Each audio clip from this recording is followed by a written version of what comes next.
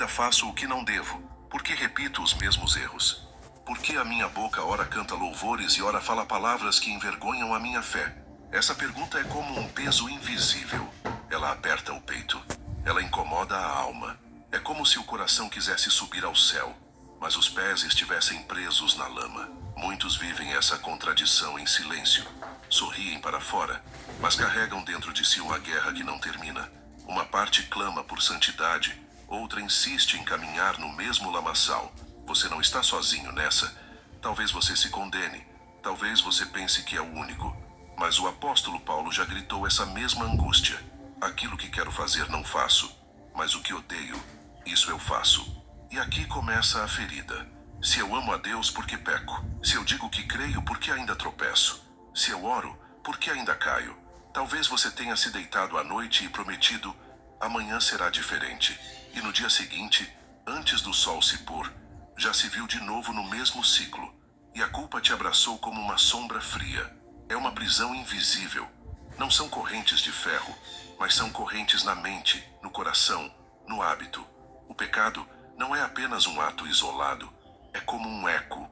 Você o comete, e ele continua a gritar dentro de você. E então você começa a se afastar de Deus. Não porque ele te rejeitou, mas porque você mesmo acreditou que não é digno. E o coração, que antes corria para a presença dele, agora se esconde como Adão no jardim, envergonhado pela própria nudez. Você já se sentiu assim? Sabendo que Deus continua lá, mas temendo se aproximar, porque carrega nos ombros a vergonha de mais uma queda? Já percebeu como a culpa, quando não é tratada, se torna um muro alto entre você e a esperança? Mas por que isso acontece? Por que pecamos mesmo amando a Deus? A resposta não é simples. Ela está misturada na poeira da nossa humanidade, nos buracos da nossa alma, nas cicatrizes que carregamos e nos desejos que ainda não aprendemos a entregar. O coração humano é um campo de batalha. De um lado, a fé que desperta e deseja viver para Deus. Do outro, a carne, que pede prazer imediato, que deseja atalhos, que grita mais alto quando a alma está cansada. Entre o amor por Deus e o apelo do pecado, muitas vezes nos vemos divididos. Não se trata apenas de falta de vontade, não é apenas falta de oração, não é simplesmente preguiça espiritual. É uma realidade. O pecado é atraente.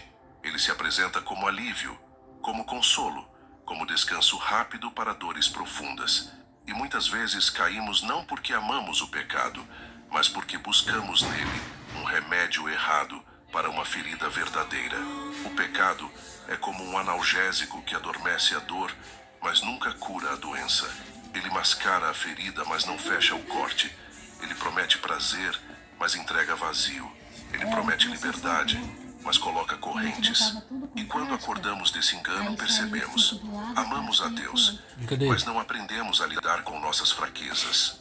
Amamos a Deus, mas não deixamos que Ele entre nos quartos escondidos da nossa alma. Amamos a Deus, mas ainda estamos tentando lutar com armas humanas, uma guerra que só pode ser vencida com armas espirituais.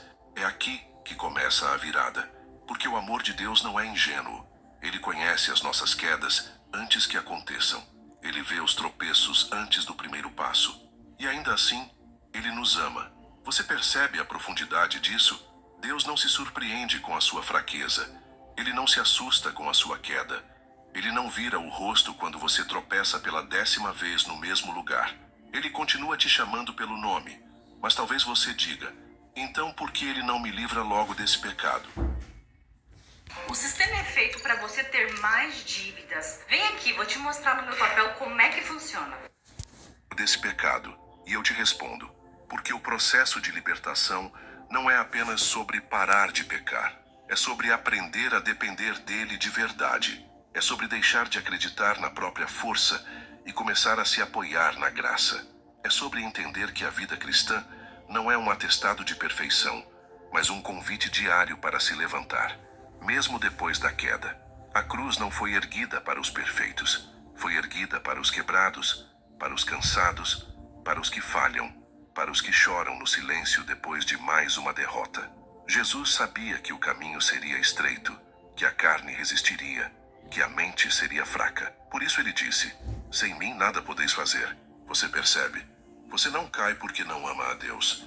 Você cai porque ainda está aprendendo a amar a si mesmo da maneira que Ele te ama. Você cai porque a batalha é real, mas a vitória já foi conquistada. Você cai porque é humano, mas é justamente na sua humanidade que Deus decide derramar a sua graça. O amor de Deus não se mede pelo número de vezes que você vence sozinho. O amor de Deus se revela na mão que se estende para te levantar todas as vezes que você cai.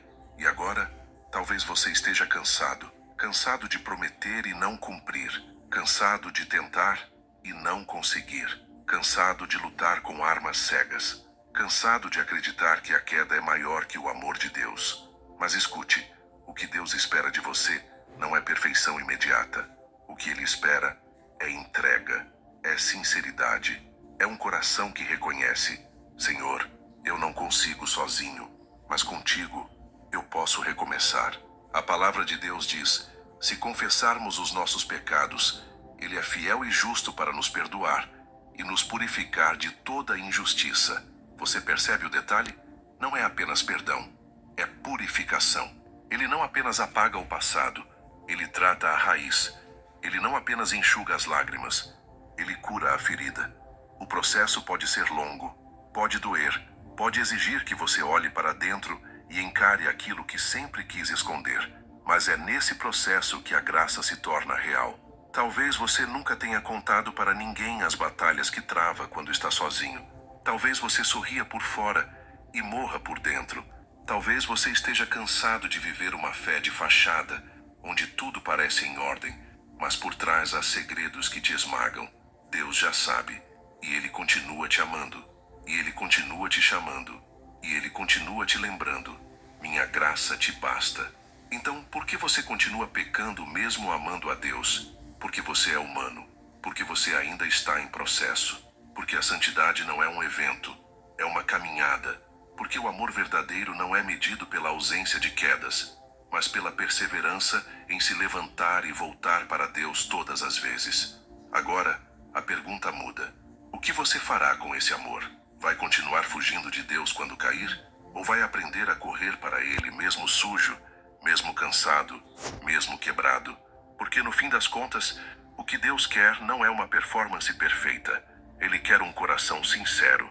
Ele quer filhos que, mesmo frágeis, reconheçam que precisam dele. E Ele quer que você saiba: você não está sozinho.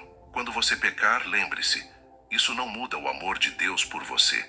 Mas também lembre-se, esse amor é forte o suficiente para não te deixar preso onde você caiu. Ele te chama para levantar. Ele te chama para voltar. Ele te chama para viver em liberdade. E talvez hoje seja o dia de dar esse primeiro passo. Não o passo da perfeição, mas o passo da sinceridade. Dizer: Senhor, eu ainda caio, mas eu não vou desistir. Eu ainda peco, mas eu ainda te amo. E eu creio que o teu amor é maior que o meu pecado. Essa oração pode mudar tudo, porque ela não parte da sua força, mas da graça dele. E agora, eu quero te convidar a fazer algo simples. Se esta mensagem falou ao seu coração, escreva nos comentários o seu nome e a cidade ou estado de onde você está assistindo.